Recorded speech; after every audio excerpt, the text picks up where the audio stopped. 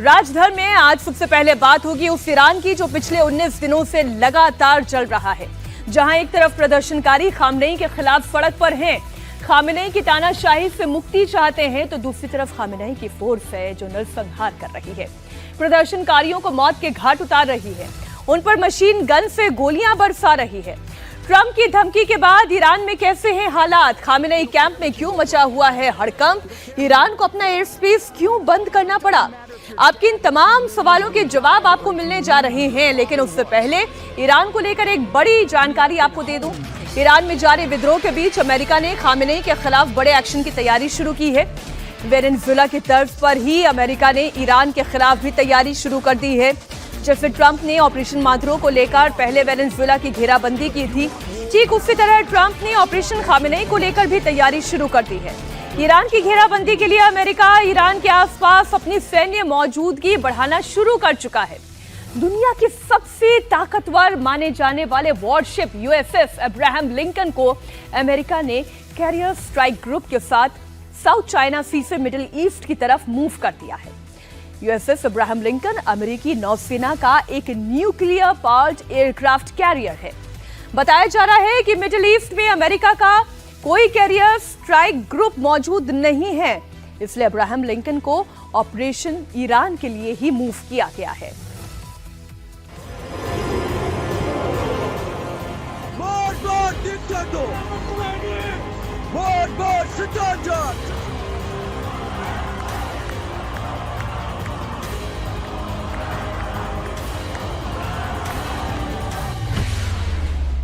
Iran विद्रोह का 19वां दिन, कैसे हैं हालात?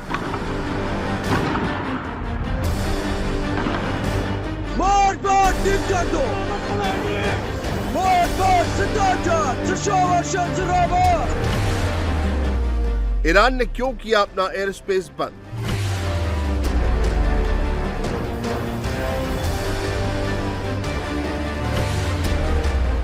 क्या ट्रंप ने शुरू कर दिया ऑपरेशन खामेनेई?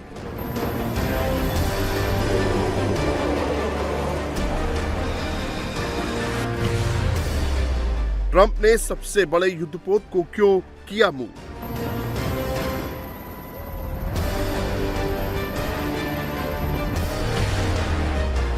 ट्रंप का खामेनेई प्लान बैकफुट पर Iran. Iran proved to be ready for negotiation, for diplomacy. We have proved that in the past 20 years, in 2015, in 2025, every time. But it was the US who always escaped from diplomacy, who cut the diplomacy and opted for war. My message is, between war and diplomacy, diplomacy is a better way. Iran में Khamenei के खिलाफ 19 दिनों से विद्रोह हो रहा है। प्रदर्शनकारी सड़कों पर है, खामेनेई के खिलाफ नारेबाजी कर रहे हैं।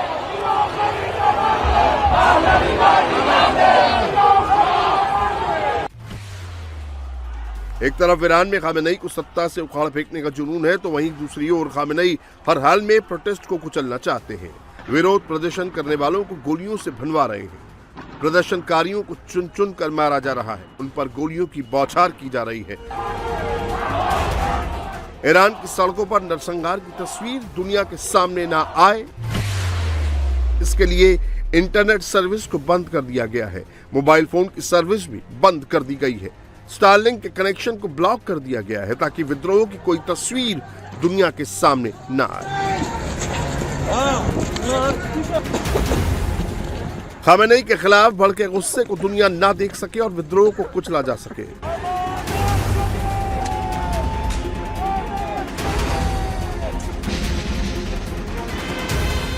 विद्रोह में ईरान में कितने लोग मारे गए हैं, इसका अंदाजा आप इस तस्वीर को देखकर लगा सकते हैं।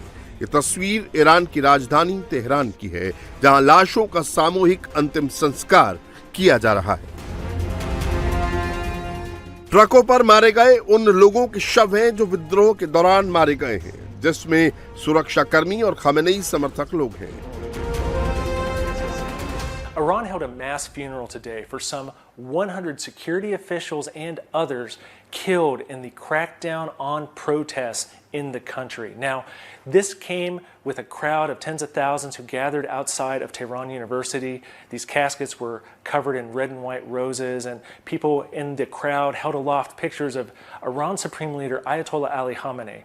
But this was a pro-government demonstration, and it came as the death toll in the protests rose to over 2,500 people killed, the vast majority of them demonstrators. This warned that this death toll is likely to rise even further. And meanwhile, we're getting more information come out of Iran because as of now, activists there say that Starlink service, that satellite internet service, is now free, so they're able to transmit more videos and photos out when the government has entirely shut down the internet since last week. Iran में जिस तरह विरोधियों का कत्लेआम हो रहा है, Khamenei विरोधियों की हत्याएं की जा रही हैं, उससे अमेरिकी राष्ट्रपति ट्रंप का गुस्सा हाई है। बताया जा रहा है कि ईरान में जारी प्रोटेस्ट और टेंशन के बीच अमेरिका ने अपने युद्धपोत को मूव कर दिया है। अमेरिका के युद्धपोत यूएसएस इब्राहिम लिंकन को साउथ चाइना सी से पश्चिम एशिया की तरफ रवाना कर दिया गया है।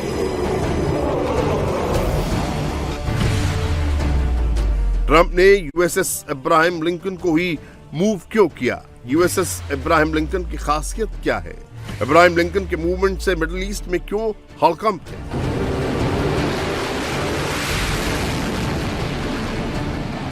Aircraft carrier USS Ibrahim Lincoln एक विशालकाय बेड़ा, ये इतना पावरफुल है कि ईरान जैसे देश में तबाही मचा सकता है। इसे चलता फिरता युद्ध का मैदान कहा जाता है।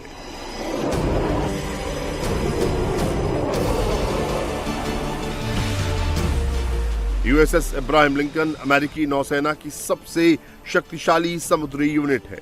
ये परमाणु ऊर्जा से ऑपरेट होता है। इस करियर स्ट्राइक पर अमेरिकी सेना ने करीब 8000 बेहद ट्रेंड सैनिक तैनात किए हैं। इसके अलावा FA-18E F super hornet multi role fighter, F-35C lightning 2 stealth fighter, E-2D Hawkeye, MH-60R-S Seahawk और EA-18G ग्रोवलर जैसे इलेक्ट्रॉनिक वॉरफेयर से लैस है।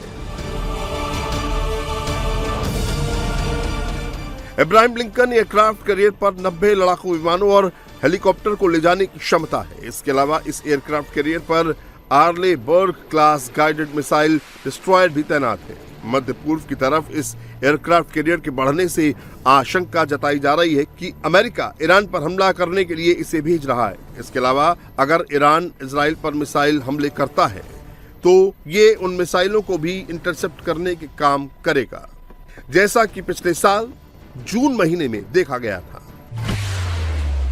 एयरक्राफ्ट कैरियर पर टॉमहॉक मिसाइलें तैनात हैं, जिसकी मार करने की क्षमता 1600 से 2500 किलोमीटर के बीच है। इससे ये ईरान की सीमा में घुसे बगैर राजधानी तेहरान समेत देश के कई हिस्सों में हमला कर सकता है।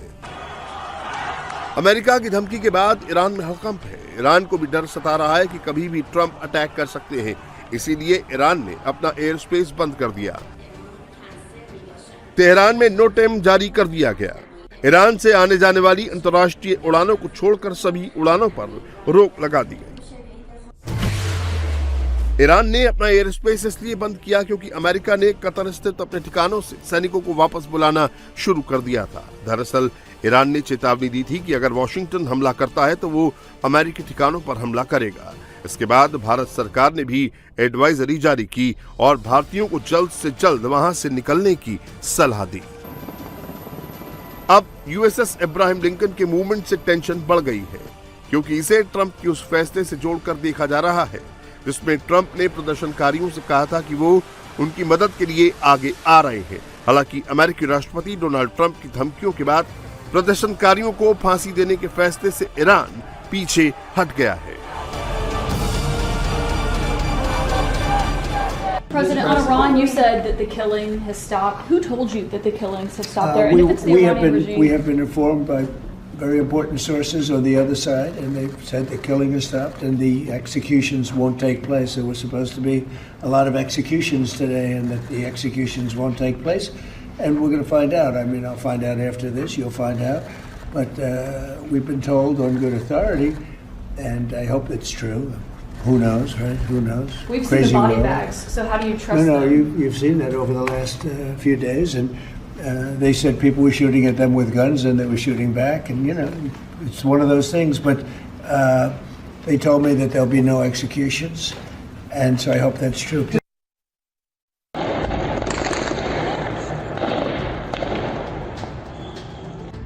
ईरान में कत्लेआम हो रहा है। खामेनेई की फोर्स भीड़ पर ताबड़तोड़ फायरिंग कर रही है। खामेनेई की फोर्स मशीन गन लेकर सड़क पर उतर चुकी है। पिछले 18 दिनों में ईरान में 2500 लोगों को मौत के घाट उतार दिया गया है। हालांकि कुछ एजेंसियां तो 12,000 से ज्यादा लोगों के मारे जाने का दावा कर रही हैं। ट्रंप की धमकी के बाद ईरान बैकफुट पर है। ईरान के विदेश मंत्री अब्बास अरकाची ने बुधवार को दावा किया कि प्रदर्शनकारियों को फांसी देने की कोई योजना नहीं है। साथ ही उन्होंने अमेरिका के सामने बातचीत का प्रस्ताव रखा। भले ही अमेरिका और ईरान कह रहे हैं कि अभी के लिए फांसी रोक दी गई है, लेकिन ईरानी फोर्स इस्लामी निजाम से बगावत करने वालों को अब चुन चुन कर पकड़ रही है। जो भी कैमरे में नजर आ रहा है उनकी पहचान करके उनके घरों पर रेड डालकर उन्हें अरेस्ट किया जा रहा है।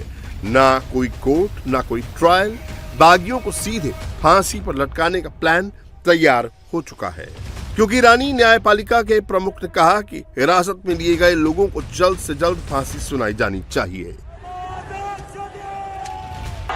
बताया जा रहा है कि खामेनेई की पुलिस ने 25,000 से ज्यादा प्रदर्शनकारियों को हिरासत में लिया है। उन पर फांसी देने की कार्रवाई को अगर रोक दिया गया तो सवाल ये उठता है कि क्या अमेरिका ईरान के बीच एक जंग रुक जाएगी।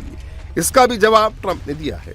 Military action is now off the table against Iran. And we're going to watch and see what the process is, but we were given a very good statement by people that are aware of what's going on. Are you still considering military action? You know, Is when that they still say a no threat? executions, everyone is talking about a lot of executions were taking place today. We were just told no executions. I hope that's true. That's a big thing. Yes, but Trump ने Iran के खिलाफ सैन्य कार्रवाई करने से इनकार नहीं किया। उन्होंने सिर्फ ईरान की फांसी रोके जाने के फैसले के बारे में बताया। अब सवाल ये उठता है कि अगर अमेरिका ईरान पर हमला करता है तो ट्रंप के पास कौन कौन से विकल्प होंगे। ईरान भले ही अमेरिकी हमले का जवाब देने की बात कर रहा है, लेकिन ट्रंप ने 6 महीने पहले जून 2025 में ही इसका एक ट्रेलर दिखा दिया कि कैसे B-2 बॉम्बर अमेरिका से आते हैं और ईरान के परमाणु ठिकानों पर बम बरसाकर उसे तबाह कर देते हैं। अब ट्रंप ने वेनेजुएला में ऑपरेशन मादुरो के जरिए भी संदेश दिया कि वो किसी भी तरह के ऑपरेशन को अंजाम दे सकते हैं। ऐसे में ट्रंप ईरान को तबाह करने के लिए पहले तो USS इब्राहिम लिंकन को मूव कर चुके हैं। इसके अलावा उनके पास जो विकल्प हैं वो हैं: विकल्प नंबर 1, अमेरिकी सेना मिडिल ईस्ट में मौजूद अपने क्षेत्रीय ठिकानों से ईरान पर हवाई हमला शुरू कर दे। इसमें ईरान के सैन्य ठिकानों पर हमला करने के लिए मिडिल ईस्ट में तैनात B-52 बॉम्बर और लड़ाकू जेट की तैनाती भी शामिल है। विकल्प नंबर 2, ड्रोन का इस्तेमाल कर अमेरिका ईरानी रेवोल्यूशनरी गार्ड के ठिकानों पर हमला कर सकता है। विकल्प नंबर 3, साइबर युद्ध भी एक रास्ता हो सकता है। अमेरिका के साइबर ऑपरेशन का उद्देश्य ईरानी कमांड सिस्टम, संचार नेटवर्क और सेना के कोऑर्डिनेशन को बाधित करना हो सकता है। इससे तेहरान के प्रभावी ढंग से जवाब देने की क्षमता सीमित हो सकती है। विकल्प नंबर 4, वॉशिंगटन गुप्त सैन्य मिशनों पर भी विचार कर सकता है। इनमें ईरान के महत्वपूर्ण सैन्य या रणनीतिक एसेट को रास्ते से हटाने की कार्रवाई करने वाली सेना की खास यूनिट शामिल होंगी, जो ईरान की क्षमताओं को कम करते हुए पूर्ण पैमाने पर आक्रमण से बचेगी। विकल्प नंबर 5, आखिरी विकल्प कि अमेरिका लंबी दूरी की मिसाइलों का उपयोग करके टारगेट बनाए गए ईरान के बुनियादी ढांचे पर हमले कर सकता है। इस तरह के हमले मिसाइल बनाने वाली ईरानी फैक्ट्रियों या परमाणु साइटों पर केंद्रित हो सकते हैं। दरअसल अमेरिकी राष्ट्रपति ट्रंप खामेनेई की जगह रेजा पहलवी को ईरान की सत्ता सौंपना चाहते हैं। ईरान में जो विद्रोह हो रहा है उसमें प्रदर्शनकारी भी रेजा पहलवी की वापसी की मांग कर रहे हैं।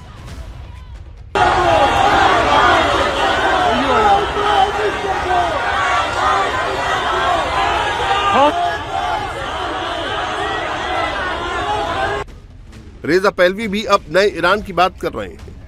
वो दुनिया को बता रहे हैं कि खामेनेई के बाद ईरान कैसा होगा।